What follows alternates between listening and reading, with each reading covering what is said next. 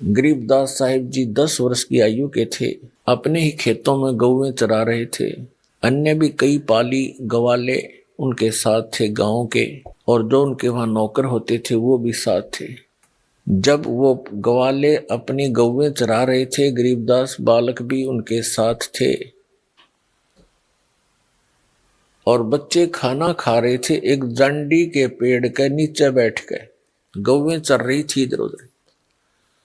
तो वो परम पिता अपना वही उद्देश्य लेकर अपने तत्वज्ञान को बताने के लिए अच्छी आत्माओं को मिलते हैं, तो वहां प्रकट हो गए। ऊपर से आकाश से आए, थोड़ी सी दूरी पर पृथ्वी पर उतरे परमात्मा, और ऐसे यात्री की तरह उस फुटपाथ पर चलते हुए आ रहे हैं। पालियों ने, परमात्मा गए उसी उद्देश्य से थे, उनको राम राम बोला।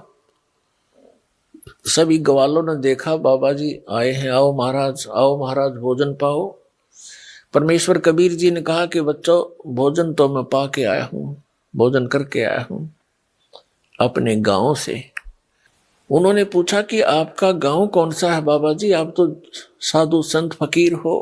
तब परमात्मा ने कहा था कि 16 शंख पर हमरा तकिया, हम गगन मंडल के जिंदा, हुक्म हिसाबी हम चल आए काटन काल का फंदा। हमारा जो गांव है यहाँ से 16 शंख कोस की दूरी पे है, सतलोक नाम है उसका।